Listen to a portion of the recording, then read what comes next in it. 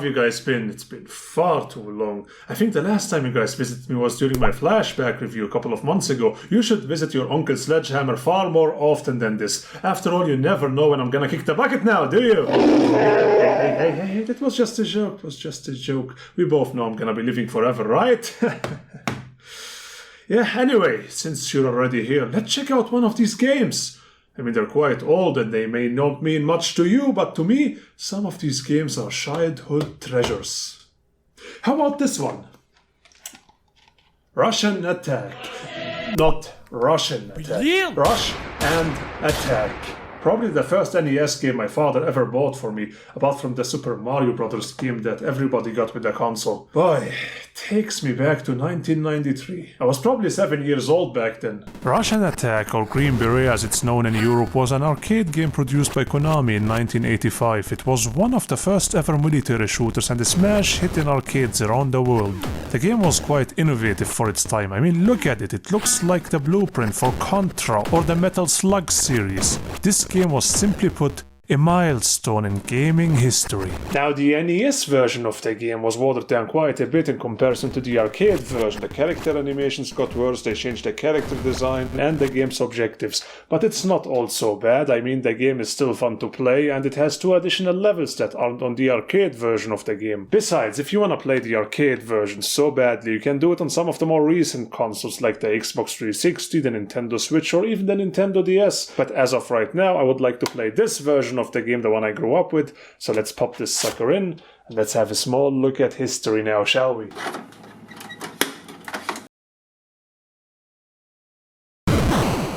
Just fucking epic. And this right here is the first thing I liked about older games, the story. Look at this.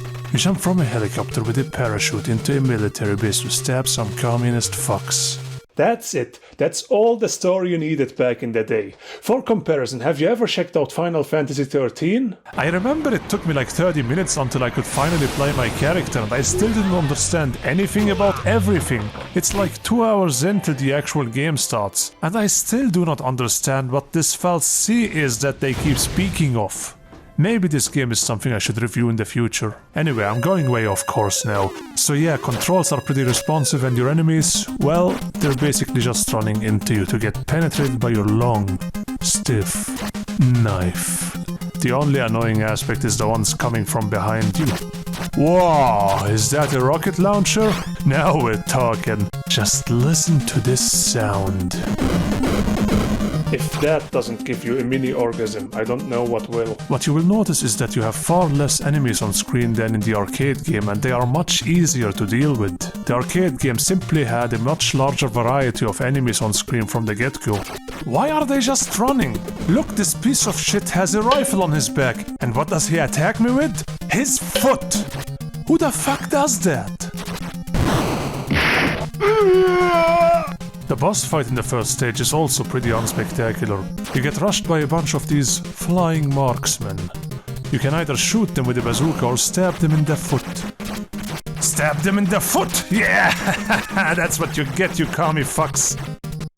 The game consists of 6 stages. The first one is pretty easy, so let's check out what's next. I'm noticing that the pressure from the back is increasing tremendously. Oh, come on, seriously? Every time I stab a motherfucker, they get closer. Oh, you fucking asswipe. If I have to duck from a gunshot, I am fucked. This is impossible! There is too much stuff going on, you can easily forget to protect your back.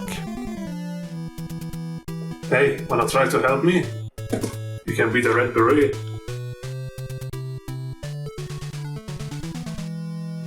You do not really need a second player, but it can help you dealing with communists coming from behind. You can take your little sister or your little brother to join you on your adventure, to show them just how deeply you care for them.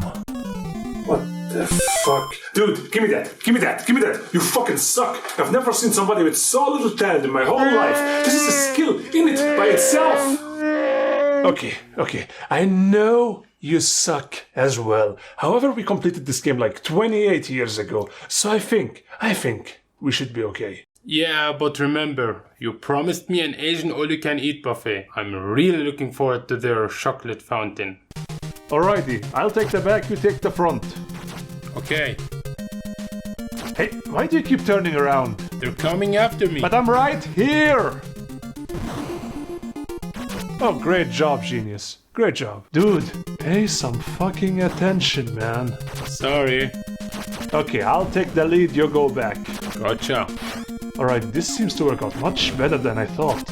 But hey, will you slow it down with the ones coming from behind? They're coming after me. What am I supposed to do? Only react when they get closer. Oh, for fuck's sake, I died because I'm stuck in the mud.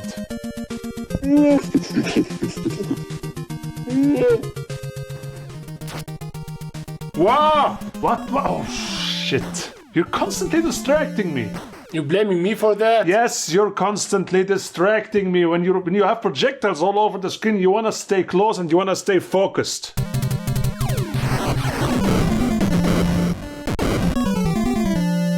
You know what? Want something done right? You gotta do it yourself. You're now tasked with making lunch. Sounds like a plan. So yeah, as you can see, having a second player doesn't automatically make the whole thing easier. I mean, it is an advantage that you die and come back on the same screen, but it is a disadvantage when you have a discrepancy in skill, willingness for team play, and if the second player is distracted.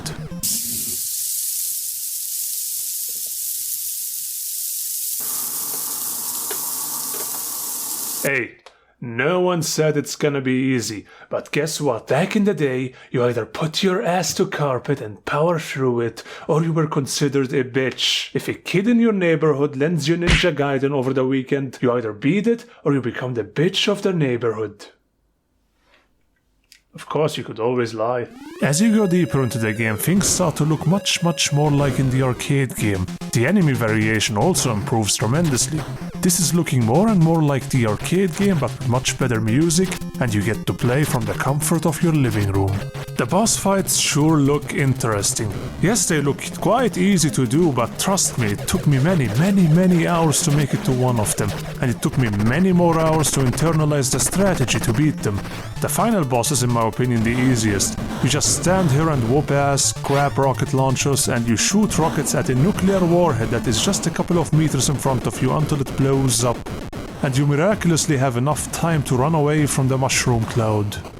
This right here is the stuff that made older games feel fucking epic. Even when you have stupid scenes like that in the game, it doesn't feel out of place. Older titles were just about pure challenging gameplay and just having fun. These same scenes won't ever work on AAA titles released nowadays because these games take themselves way too seriously, which is also why indie side-scrollers released on Steam nowadays won't ever feel the same. It's kinda like this: every console generation came with its own unique, general game flavor that went extinct as technology improved, which is why it's really important to at least occasionally enjoy one of these older titles. When you're looking at games like Russian Attack, you are truly looking at the best that Konami could offer at that period in time. Now, I'm not sure if it makes sense for me to score this game, seeing as I'm usually reviewing much newer games than this one, but if I have to score it, I'm gonna score it as a pure NES title, and I'm gonna give it an 8 out of 10. Now, a sequel was produced in 2011 for the Xbox 360 and the PlayStation 3, but it's shit. Anyway, I was Dr. Sledgehammer, and I will see you guys on the next Sledgehammer review. Bye.